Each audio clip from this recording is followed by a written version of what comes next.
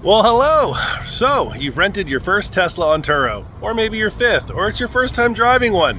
I'm going to go through a few really easy steps here in just a couple of minutes on how to familiarize yourself with a Tesla Model 3 or Model Y, just because they're pretty much the same. The Model S and the X, guys, follow along. Some of this is pertinent, some of it will not be. Here we go! One of two things will happen when you pick up your Tesla from your host. They will either remote unlock it for you because they're not by the vehicle and your key card will be inside, or two, you will have the key card and then you'll need to do it yourself. Here's how that works. So if they've remote unlocked the door, you'll just walk up to it. With the key card, your authenticator is underneath this camera. The mirrors will unfold, push the flat part, and then pop your door open. Once you're inside the vehicle, nothing is going to work. The screen will be on, but you won't be able to actually do anything. You'll take your key, and the authenticator in the vehicle is right here.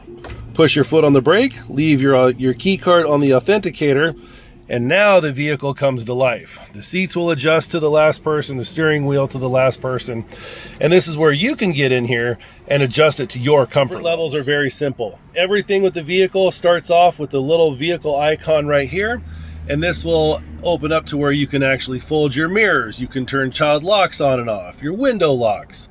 In our case, we want to adjust the mirrors. So you tap the button, select left or right mirror, and you'll use your left scroll wheel to adjust them, and it literally dumbs it down and tells you what to do.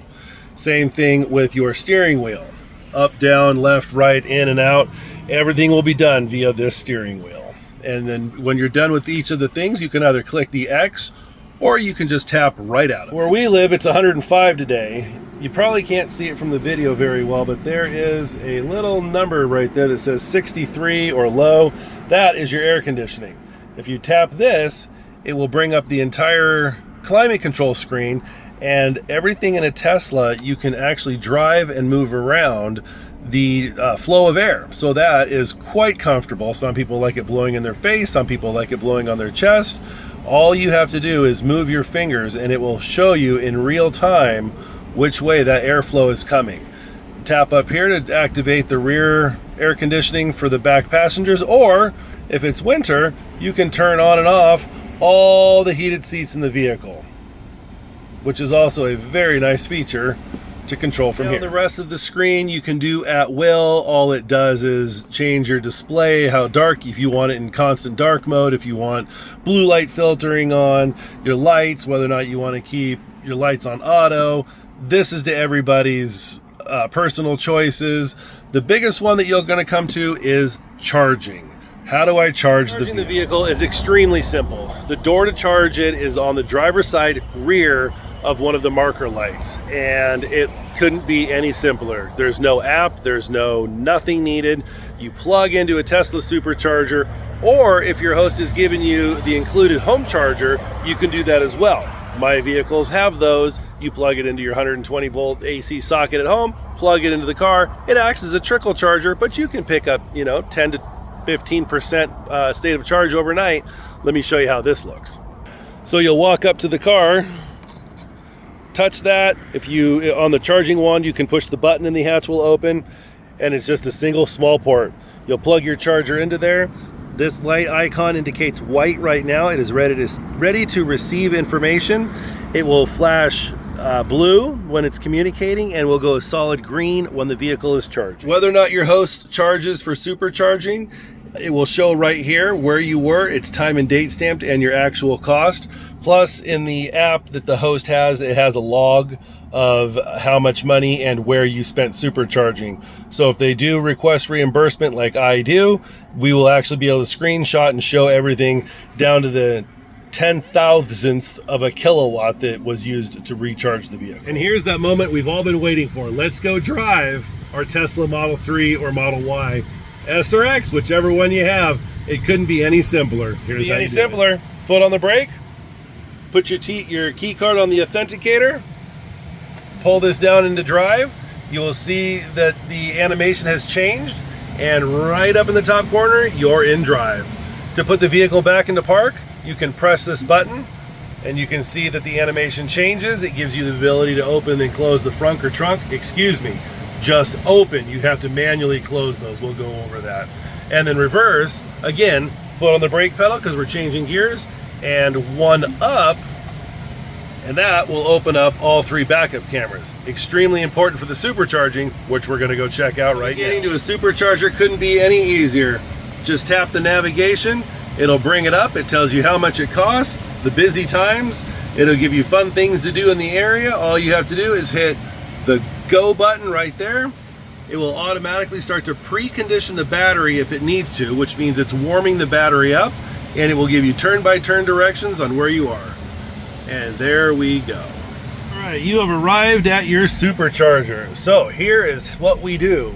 We will line ourselves up look over your shoulder, put it into reverse, and remember, it's on the driver's side, so we want to get the driver's side close to the white strip.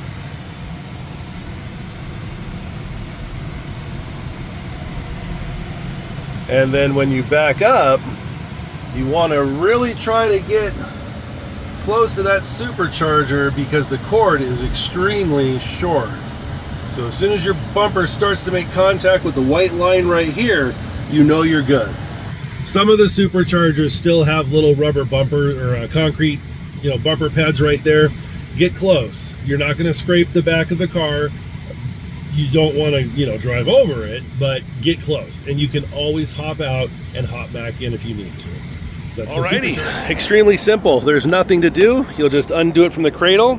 You can either push the button or tap it awake, plug it in. It will flash blue, and then it will go green after the communication process has started. And there we go. Walking back into the vehicle, this is where your charge screen is going to be. It's right above the animation for the vehicle. So the charge limit on the vehicle is set to 70%. It's telling us it's going to take 11 minutes to get there. This is your charge rate. This is what everybody takes for granted. Oh my gosh, it takes so long to charge a Tesla. Well, the state of charge is fairly high at 50%. So pulling 88 kilowatts is about the best you're going to do. The fastest time to charge any electric vehicle, with the exception of maybe a couple, is when the battery pack is at a very low state of charge, 10%, 11%, somewhere down in there. That charges it really quick, up to about 70%, depending on which Tesla you have. That's about the sweet spot where you want to be. That gives you the ability, plug in, charge, you're done in just a few minutes, get back on the road, head to the next one. It's called charger hopping. Instead of staying at one forever, continue your trip and just hit a few more chargers on the way down. Gives you a chance to stretch your legs, beat the kids, whatever you need to do. Grab a snack or a drink, hit the bathroom. It's the quickest way to do this with an electric vehicle. So when people tell you it takes, an hour to charge a vehicle, sure. From 0 to 100, it very well could, but that's not how you're going to road trip an electric vehicle. Gas, yes. Electric, not so much. Actually, we'll count in real time how much it's cost to charge and the price per kilowatt hour, and it'll give you some tips for cold weather use and things like that. When you're all done, you can either walk outside and push that same button, or you can stop charging right there, hop out of the vehicle, push the button, pull it out, and then be a good neighbor and hang it back up in the cradle. If it falls out, put it back in. The last thing to go over is how to get out of your car. As funny as that sounds, there are rules, and if they're not followed, something bad could potentially happen. Wouldn't be true if it didn't happen. This is the little button you push to open your door. There is an emergency release right here, but the window will not drop. So when you open the door, you have a very good chance of grabbing the window frame. Well, it's a frameless window, but you could grab the seal and actually crack the glass. Always press the button. All 4 doors have it, and just make sure that your passengers are aware as well. Opening the trunk in the front are extremely simple. I'll show you how that works, and we'll wrap this up. Of your Tesla, push the button, and you'll have an animation of it actually opening. Press the button again, and it will close. And you'll feel it and hear it in the vehicle as well. The frunk is another monster right there. You can press it and it unlocks it. You will have to get out and manually close it though. And I appreciate all of you very much. Anybody else that should come across this, by all means, feel free to copy and paste the link. Use this wherever you feel it's necessary. If you guys want to see any other tips and tricks as a Turo guest, please let me know. I'm happy to make more videos. I've got a small channel anyway, so anything I can do to help with the content and help you guys have a successful and fun trip, it would be my honor to do so. Have a great day, have a wonderful trip, and I appreciate you guys watching.